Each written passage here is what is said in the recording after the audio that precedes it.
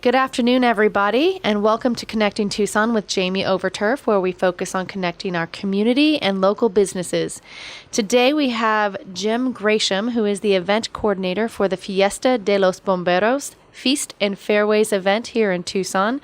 This is a topic that is near and dear to my heart, so I'm very happy that you can be a part of that. Thank you so much for being here, Jim. Glad to be here. Great. I'm going to tell our listeners just a little bit about you, if you don't mind.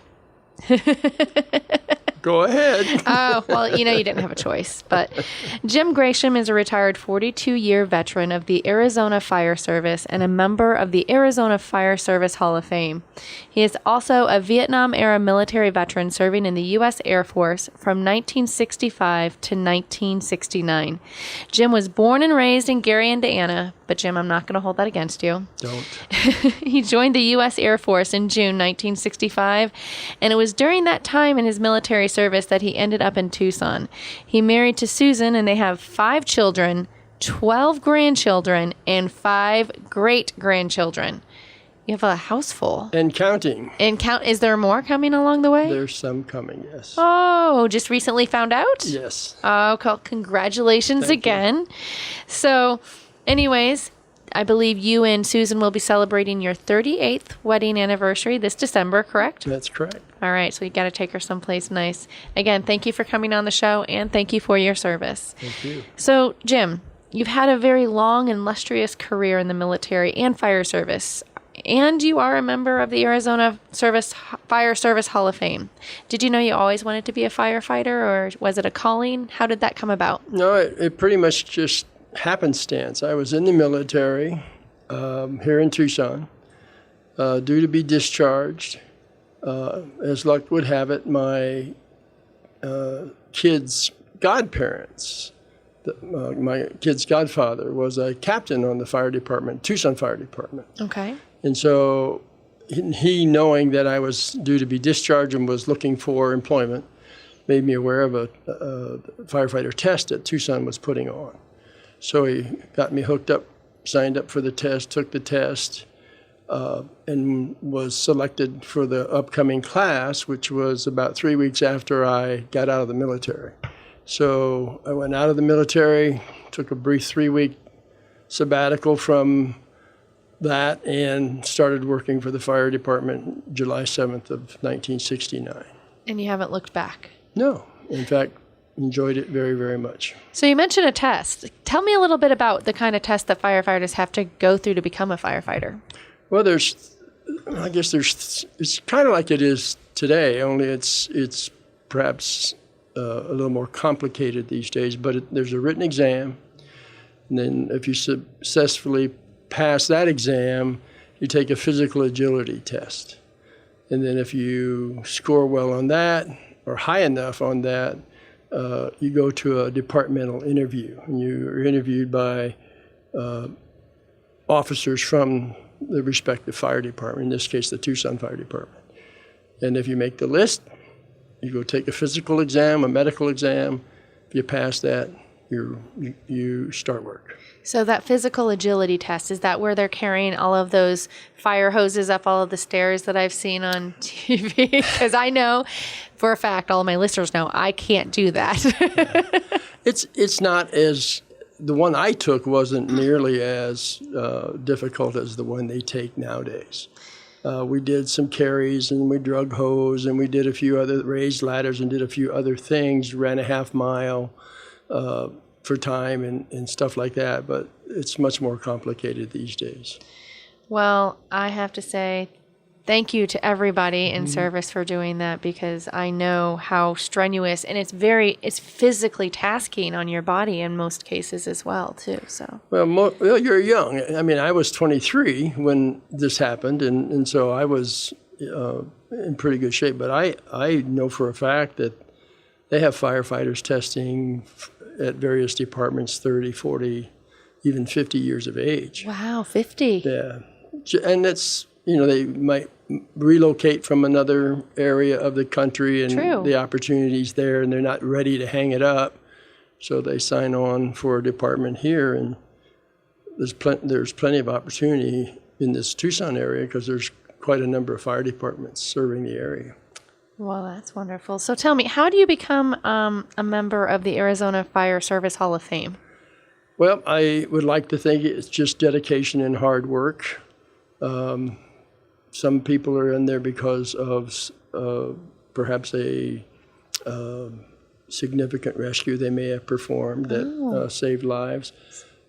For me, it was my life's work, 29, 30 years worth of work, tallied up, resulting in being nominated. And then your nomination is reviewed by a panel and they make the decision.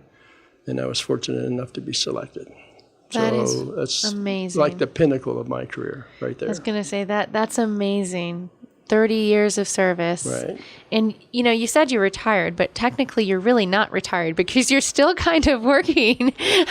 Well, you do a different way of service, yeah, I guess you and could it goes say. in cycles. For me, when I left employment at Tucson Fire, I went right to work for Northwest Fire. Okay. So I served 28 years at Tucson Fire Department, 14 years at Northwest Fire, retired for the second time from there, and then continued to write grants for fire departments in the area. And then while I was still working with Northwest Fire, we began the Fiesta Deos Bomberos event. And that originally was known as the National Fallen Firefighters Foundation Benefit Dinner and Golf Tournament. And as that event had grown and became more prevalent in the area, we energized the name a bit. And we also changed the benefactor of the beneficiary of our proceeds. So originally we were sending everything to the National Fallen Firefighter Foundation in Emmett, Maryland, which is where the National Fallen Firefighter Memorial is located. And then I guess we did that for probably 10 or 11 years. And then our stakeholders asked us to keep some of this money here locally to help with some of the local issues. So that's when we transitioned from everything going to the National Fallen Firefighter Foundation to the Greater Tucson Fire Foundation. So that actually leads me into my very next question. Not only do I still think you like just to keep busy. Writing grant work is not easy, I have to say. Yeah. So kudos to you on that. But tell us a little about the history of the Fiesta Deos Bomberos Feast and Fairways event and the relationship between the Greater Tucson Fire Foundation and the National Fallen Firefighters Foundation. Well, back in 2006, my co-conspirator, Gary West, who was the chief officer working for Northwest Fire, was back at the National Fire Academy and kind of got cornered in a room with a longtime fire chief from back in that area. And they solicited him to have a golf tournament here in Tucson. Okay. Well, Gary's never been one to just do something simple. So he comes back from that trip and we start talking about it, and next thing we know, it's not just a golf tournament, it's going to be a dinner in a golf tournament. So that's how we started. We started with both a benefit dinner where we would typically bring in a keynote speaker. We would typically bring in a survivor, mom, dad, brother, sister, whatever, and have a nice benefit dinner, do an auction, have a pretty good night of it, and then the next morning, bright and early, we're out on the golf course playing golf. After the dinner. Yeah. So that was kind of a rough transition, but we managed to do that. We did that for probably 6 or 7 years at the Star Pass Resort and Spa. Then we transitioned over to the Casino del Sol for 4 years. It was during that transition when we decided we were going to change the beneficiary and go and have most of the proceeds from the event go to the Greater Tucson Fire Foundation. Right. You mentioned that originally you were sending the most of your proceeds to the National Fallen Firefighters Foundation, which in itself is a mouthful. But now, you recently made that change, a few years ago? I think this year's our third year with the Greater Tucson Fire Foundation. Yeah. Okay. Now, tell us, where do those proceeds actually go when you're talking about the proceeds from this benefit dinner and the golf tournament? Where do they go? Who do they help? Well, the money that we give to the Greater Tucson Fire Foundation is used to address unmet firefighter health and safety needs. Okay. For firefighters in the southern part of Arizona. And it pretty much boils down to Yuma County, Santa Cruz County, Cochise County, and Pima County. So the funding goes to address things in the arena of cardiac health. Okay. Heart attacks are the leading cause of firefighter deaths nationwide, has been the leading cause of firefighter fatalities, line of duty deaths nationwide since I can remember. The second leading cause, or the second place they spend the money, is on cancer prevention. Cancer recently has been identified as the second leading cause of line of duty deaths, and they expect it to soon become the leading cause of firefighter deaths. And then the third area that the funds are spent on is mental health counseling. Over the last probably 3 or 4 years, more firefighters have committed suicide nationwide than have died fighting fires. Really? Or died as a result of fighting fires. So those were the three priorities for our committee, and in agreement with the Greater Tucson Fire Foundation's priorities as well. And all of those three topics that we just discussed, those are for here locally in Tucson, the majority of those funds, correct? Helping with the mental health, the cancer prevention, and the cardiac issues, yes. The 80% of the proceeds from our event stays here locally. Perfect. Because we have a long-standing relationship with the National Fallen Firefighters Foundation, it was our committee's decision to continue to support their efforts, because they essentially are the organization that honors America's fallen at the National Memorial. They support the surviving family members of fallen firefighters after the fatality. And then one of the biggest things they do nowadays is they are developing programs that help minimize or reduce the number of firefighter fatalities. And now with the realization that some of these other issues, mental health and cancer, have come to the forefront, they're spending a lot of their resources funding research in that regard to see what the problems are and how they can be addressed. So we give 20% of the proceeds to the National Fallen Firefighter Foundation. And I may be off topic, but our event here in Tucson is probably one of the largest events that the National Fallen Firefighters sees on a national level. Isn't that correct? It is. Back when we started our event, there was a local tournament in Emmitsburg. That grew to 10 events nationwide, all coordinated through the National Fallen Firefighter Foundation. It got up to as many as 35 golf tournaments across the country, typically held about the same time of the year. That was the original concept. And they probably generated close to $500,000, about $250,000 to $500,000 a year as a result of these tournaments.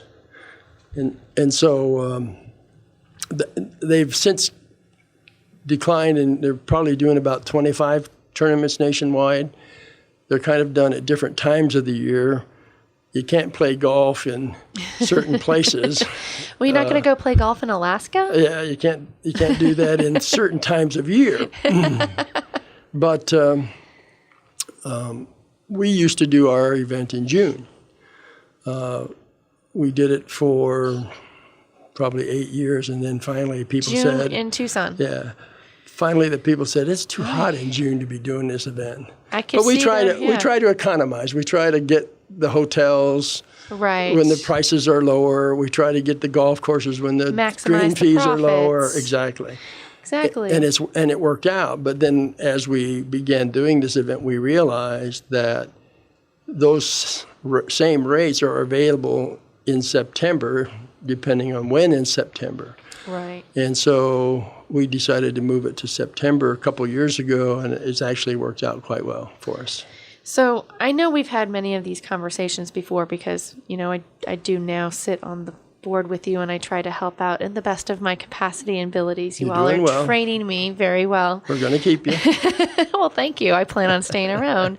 And it's part of the reason I actually became involved with the committee. This is one of my passion points, and helping our first responders. And it's one of the things that we like to do. I know that they have a very difficult job, and they faced some difficult situations in making split decisions I think most people would find difficult on a daily basis. What are some of the challenges that our first responders are seeing right now? Well, I think the biggest thing that's surfaced as a result of the work that they do is issues with post-traumatic stress, depression, just a variety of other things, job-related, that affect the family as well as the firefighter. You don't really think about it affecting the family as much, but they're serving kind of too, in my there's view. an old saying, happy wife, happy life. Well, True. turn that the other way around. If a firefighter's not happy, then others shouldn't be unhappy as well. So the stresses of the job get taken home, it's just difficult, if not impossible, to separate the two. Those that do don't have that issue, but those who can't often have a tough time dealing with work life as well as home life. So it's a major concern that's surfaced in the over the last 5 years, and as line of duty deaths have been on the decline, firefighter suicides have been on the rise. And that's surprising. I mean, maybe I'm just not grasping that's a huge. Suicides are on the rise, and a lot of the programs and the proceeds that are coming from this tournament are helping those types feed those programs. Right. Correct? Are there? And you can liken it to the military in the sense that a lot of military come back from battle, especially the combat troops, with post-traumatic stress because of what they've seen and been involved in. And I don't think people realize that firefighters are exposed to those kinds of traumatic situations on a daily basis, involving young children as well as older adults. And so continual exposure to them affects the mental state of some of the firefighters, and unfortunately results in them taking their own lives. Wow. I'm thanking you for coming on the show and helping enlighten our listeners and our community about this event. But I do want to say this event is more than just a golf tournament or a fundraiser when you think about it. Tell us about some of the activities we can expect to see or what we can expect during the event. Well, we have grown from a 2-day event. We're now a 3-day event. Actually, we've been a 3-day event for a while. We do a firefighter health and safety seminar to kick things off. This year, that'll be on Thursday, September 19th.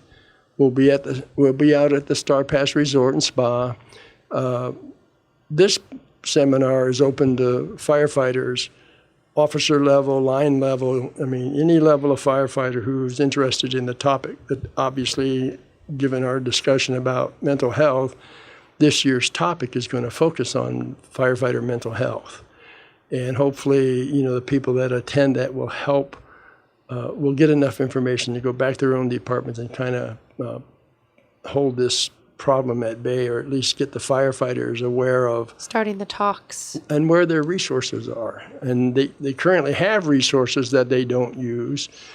One of the things that the Greater Tucson Firefighter Foundation offers is what they call an off-campus, out-of-chain-of-command counseling model, where a firefighter can go to a independent counselor who's not connected to the department, and hence they're assured confidentiality, and don't feel like their career is going to be threatened just because they went to get help because they don't think they're feeling right or they're depressed or whatever symptom might have surfaced. That's important. Very important. The model was formed with the assistance of Dr. Richard Carmona, 17th Surgeon General of the United States. He worked with staff from the Greater Tucson Fire Foundation and local fire departments and developed this model, which they actually deployed when the Fort Hood shooting occurred some years back. And they were finding that military members during the Fort Hood situation were not getting the help that was readily available to them through the military. But they didn't want to reveal they were having issues for fear that it would jeopardize their career. So they developed this model, brought in outside counselors, and they still didn't get the response that they were looking for. But it's when they took it off-site and out of the chain of command, that's when the healing really began there. I can see how that could definitely help, because now you're not walking by, your commanders or change of commands or however that works. You're going off site. They have no visual, seeing what's happening. You're not going in the building. Right, exactly. Where people going, I saw you going into that building. Oh, no. No, it's really been an effective model. There's still some stigma associated with firefighters being more or less a macho group of guys and gals wanting to admit they need help. And if we can get through that and past that stigma, then I think we can really help our firefighters. How can the community help? Well, right now, I think the best thing they can do is recognize that there's a problem for the fire service and understand how it's manifested itself. And then through programs, if they know of a program that needs support, provide that support in whatever form or fashion they might be able to as far as the community goes. We do it as a fundraising effort through our event, the Fiesta Deos Bomberos event. But I'm sure there's other ways that they could help if they know a firefighter who they think might be having some issues, encourage them to get that support because it's available to them. Hopefully that will result in them getting through that particular period of time. Help open the lines of communication. Absolutely. Reach out to your local community and try to figure out if there's a program that you can help with. Absolutely. And the counseling is available not only to the firefighter, but they also financially support family members coming in and being involved in that process, which I think is very important to the success. So they help the family all together Absolutely. as well. So it's not just the firefighter. It's the family can come in and have the whole conversation as a holistic type of approach to saying, okay, this is affecting the family as well. Right. I think that is huge. And they find that out. It's done totally confidential. The Greater Tucson Fire Foundation, all they know is this many people were counseled. They don't know who they're with, why they were counseled. Completely anonymous. Yeah, exactly. And that's a big key to the program being utilized. Absolutely. If you are just tuning in, you're listening to Connecting Tucson with Jamie, where we focus on connecting our community and local businesses. As your local insurance professional for personal and commercial lines insurance needs and a small business owner, I know how important it is to make new and lasting connections in our community. You never know how a connection will create a spark or pull you in a direction you were not even thinking of. If you are a small business owner or involved in a community project and you would like to be featured on this show, please feel free to give me a call. All of my information is on TucsonBusinessRadioX.com, and I would love to hear from you. Today, we're talking with Jim Gresham, who is the event coordinator for the Fiesta Deos Bomberos Feast and Fairways event for the Greater Tucson Fire Foundation and the National Fallen Firefighters Foundation. Jim, we did talk briefly about where it was, but when and where is the Fiesta Deos Bomberos Feast and Fairways being held this year? Well, this year we're having our event on September 19th through the 21st. The 19th is the safety seminar. The 20th is the benefit dinner and golf tournament. Benefit dinner and auction. And the 21st is the golf tournament. That's all being done at Star Pass Resort and Spa and the Star Pass Golf Course. Okay, so are they, if somebody's wanting to go ahead and golf and do the tournament, are there special rooms that are there for them to reserve for this tournament? Right. If we can go to our website. I have your website right here. Don't worry about that. So it's the http:// Right, and all the information they need to register or reserve a room for the event is on that website. Wonderful. And don't worry if you didn't catch that, because not only will we have that on the back end as well, but it's going to be up on the TucsonBusinessRadioX.com, my social media, and we'll give it to you to post on yours as well. So we'll have that there. So obviously every organization and every time you do this event, you have a goal. What is the goal for this year?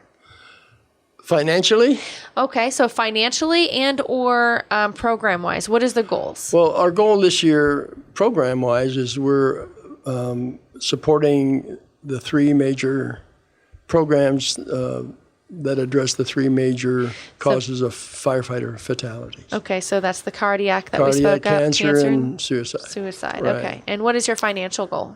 Well, last year we raised $128,000 gross. We're shooting for $140,000 this year. That's our financial goal. And then net proceeds, last year we cleared more than just over $66,000.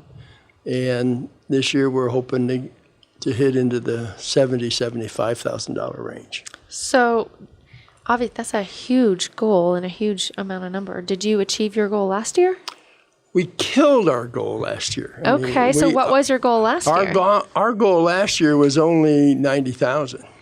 And you raised $128,000? Right, and then interestingly enough, the previous year we had only raised $48,000. So it's almost doubling every single year. So like I said, we killed it last year, and so this year we're going to take a lot of effort to do what we did last year, but we're optimistic that we can.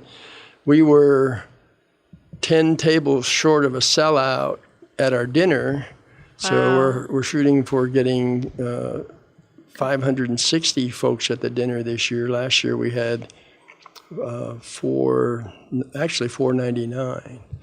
We increased our golf. We're going to use all 27 holes at Star Pass this year. 27 holes. Mm-hmm. That translates to 216 golfers versus 144. And that's a very lofty goal. Oh, yeah. And we've always sold the golf tournament out. So this is the first year I can remember, although there's committee members who said we tried it once before. But this is the first year I remember doing all 27 holes. I've participated in a few, and this is the first I remember trying to do all 27. So we'll see how that goes. If we sell the golf tournament out at 216 golfers, we'll I'm predicting some long hours in our future, Jim. Yeah.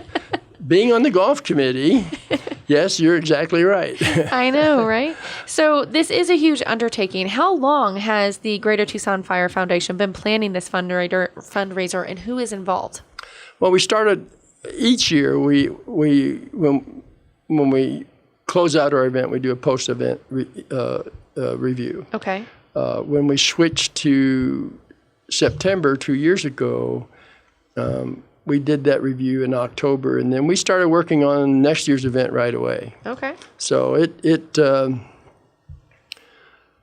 starts almost right after it ends. And many of the committee members actually are fire service, correct? We have a number of, I want to say there's at least 11 or 12 jurisdictions represented on the committee. Plus we have yourself and other interested persons participating. We're trying to get more of the public representation, but yet we like them to understand a little bit about the fire service and what we do. And We've Which is added, important. Yeah, we've added about 6 committee members in the last 2 years. So we're up to about 23 committee members. And I can tell you, I think we probably need some more with the 3 days and our lofty goals. So if anybody's out there, please give us a call. Now, there are some big names and big sponsors participating this year in this event. Can you tell us who they are? Well, one of the perennial huge supporters of our event have been the firefighter unions in Southern Arizona. Okay. Within the last 2 years, I think they formed a regional group known as the Professional Firefighters of Southern Arizona. They have been our commissioner level sponsor since I can remember doing this event. And when I say they, I'm speaking the unions as a whole, even though in the early days they weren't the Professional Firefighters of Southern Arizona. Another big donor that we had join us last year, and it looks like we're going to have a long-term relationship with them, is the Gary Sinise Foundation. Really? Yeah, they joined us. We have been haranguing them for at least 6 or 8 years now to get Gary to come and be our keynote speaker. Well, obviously, he's a busy man with his foundation and the Lieutenant Dan Band and the things that they do for the military, but they also support first responders, always have since they were formed some years back. Yes, they do. And we have not been able to get Gary to come to town for our event. He's been in town for other events, but just haven't nailed him for this event. So last year they called and said, well, Gary's not available, sorry.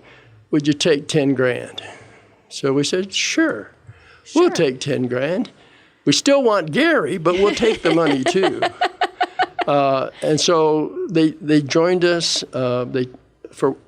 They get quite a few things for their $10,000, and they donated it all back to us. Oh, that's wonderful. So it was literally, they turned 10 grand into 20 grand because we sold the tables, we sold the golf, and then what we did with some of what they get as a sponsor, we invited members from the Wounded Warriors and all of the military installations in and around Tucson. So you have Davis Monthan, you have the Air and Army Guard, there's a Marine component out at Marana that we invited, and so we had 4 tables of various military representation at our event for the first time last year, which I think is going to be a long-term connection for us with the military. That is wonderful. So, and you said Gary Sinise is helping out again this year, correct? Doing the same thing they did last year. Good news is, they have a new chief operating officer who I learned is a U of A alumni. Ooh, maybe he gets our foot in the door even more. Who is very interested in coming to our event this year. She apparently golfs because she asked me to hold a spot. She didn't say for her, but she said hold a spot. And if they do have representation at our event, we'll ask them to say a few words. Oh, that is just wonderful. So, I forgot almost most important thing. We got on the list to get Gary to come next year to be our keynote. So no promises because of his schedule, but what she told me was you got to kind of get on the list a year in advance. And so we've been asking for like 8 years now, so keeping my fingers crossed. I will keep my fingers crossed as well. That would be great. Many people might not know who Gary Sinise is, so can you give a quick rundown on who he is? Well, he's a movie star. I know him from Forrest Gump. That's basically his role in Forrest Gump as Lieutenant Dan was the nucleus of what got his foundation started. The Lieutenant Dan. Yeah, and then he has a Lieutenant Dan band that travels.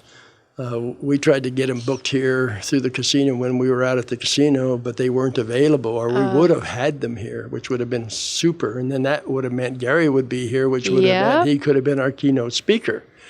But that didn't happen, unfortunately. But they've been here a couple of times. I know the Red Cross had them here one year. Most recently, they were out at Davis Monthan doing I think it was a USO benefit out at Davis Monthan. I heard about that one, back, I want to say in February, I think. Mm-hmm. Just a few months ago. We tried to get time with him, but they have every minute of his trip scheduled, and we just couldn't.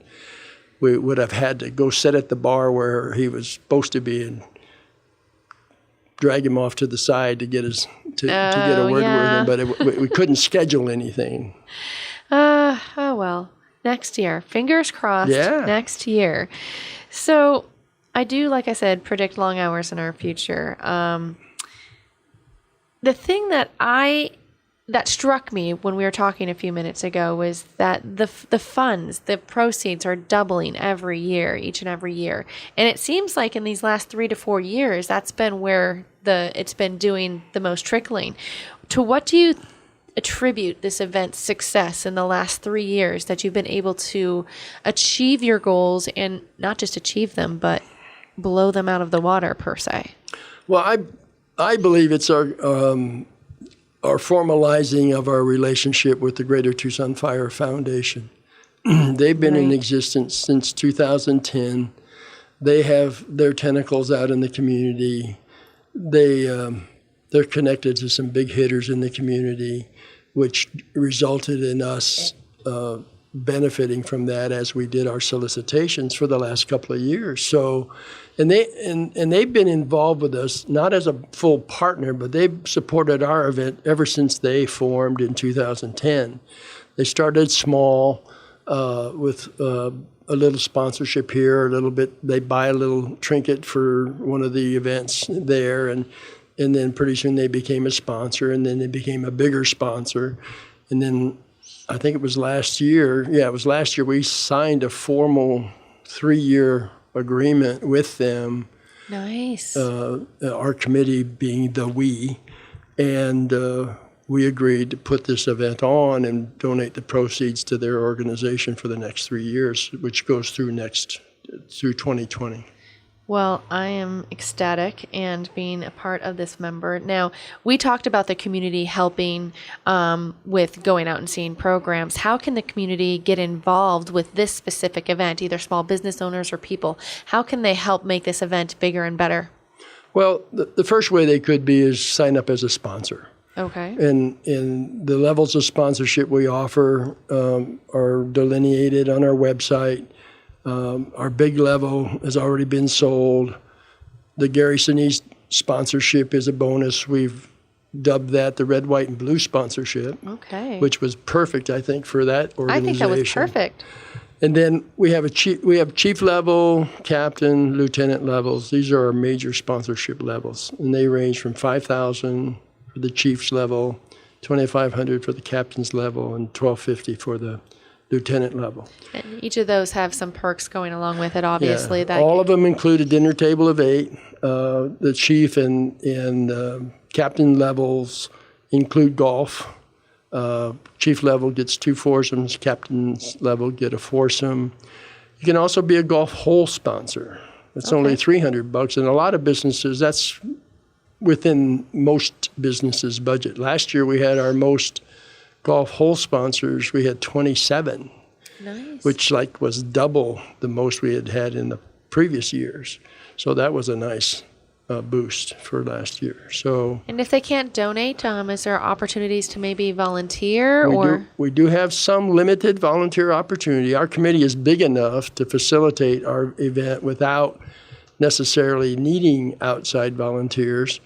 But now that we're expanding our golf tournament to 27 holes, I think there's going to be a greater need for volunteers just to do running around and getting something from here to there on the golf course that the golfers need to support the fun for their day. So we'll have some limited opportunities there. Potentially, what about silent auction items? Are there certain things that you look for when those happen, or? Well, in the way of items or volunteers? Items. Yeah, anything. Anything. But we like things that are unique. Okay. So if you're a craftsman or a craftsperson, and you have something special you could contribute. As an example, we're working with a tattoo artist right now who's customizing a fire helmet. Ooh. So that's going to be a pretty nice unique item. We have metal guys that do metal work. We have carpenters, wood crafters. I mean, we get all kinds of donations. We get from craftspersons. We get artwork from artists, local artists. We get photo art from some of the professional photographers in the area. So we get a vast array of things donated. We had a company out of New York City donate a custom firefighter watch and what else did they? There were 2 or 3 other things they gave with that product in their product line that they donated all the way in New York. We're working on, I don't know if you're familiar with the Shark Tank family that had the firefighter cutting board. Oh, yeah. We're hoping to secure one of those. Oh, that would be donated. Neat. Yeah. That would be really neat. So we've had firehouse cookbooks donated. Last year we gave our sponsors a gift of a book titled The American Firefighter. I saw that. That was which included gorgeous. a number of testimonials from various firefighters from all over the country. And that went over that was a big hit with our sponsors last year. I was kind of jealous, but you know, I thought they were gorgeous. They were. We obviously can't do it alone, folks. The community. It sounds like we have a lot of different options that we can do, from volunteering to donating silent auction items, or even gift golf raffle items. I would think that would be something that they're to playing in the foursome. The proceeds go to there, doing a dinner table from lots of different levels of sponsorships. And please go check out TucsonBusinessRadioX.com, Connecting Tucson with Jamie. You'll see those links there. Click on them, see what you can do to help. If you have questions, there's also a phone number there for you to reach out to see if there's any other things that you can do to assist. Obviously, there's so many different moving parts and so many different ways to help. Every little thing helps when we're talking about our firefighters being able to help them reach their goals this year for the cardiac, the cancer, and the suicide programs. So please make sure, reach into your wallets and see what we can do. So Jim, what is your favorite part about this event? I know golf because you do golf, but what else? Well, I love playing golf, but my favorite part's the dinner. The dinner? Yeah. You like eating and golfing. I got it. Well, there's a little drinking in there somewhere, but Of course. But the dinner, we do a ceremony at the dinner that really touches my heart. Oh, yes. So I we have the pipers and the drums and all the fanfare associated with honoring those who have been lost. And for many, many years, Arizona hadn't lost firefighters. Of course, we had that one tragic year when the Granite Mountain, the 19 folks, wildland firefighters were lost, and that happened like a month after our event. And the ceremony for that was really touching when we did that the following year. So that's my favorite part, is when we do the appreciation ceremony for the fallen. I have to say I concur. I'm always brought to tears during that one, so I always gotta turn away sometimes when I have to go back and do my stuff. But I just openly cry. You just openly cry? Yeah. I think I'm just gonna have to do that, but my mascara runs a little bit when I do that. I don't have that problem. I don't think you do. No. Well, everybody, thank you for joining us, and thank you for talking about this important event. My pleasure. Yes, the Fiesta Deos Bomberos, still a mouthful, Feast and Fairways. The event is coming here September 19th through the 21st at Star Pass Resort. Reserve your table, reserve your golf foursome.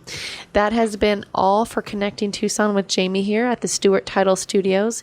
If you like the show, please let us know.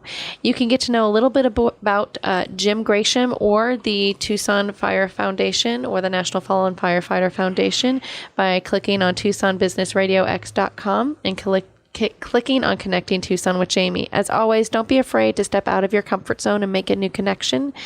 Until next time, keep on making unique connections, and I'll see you then.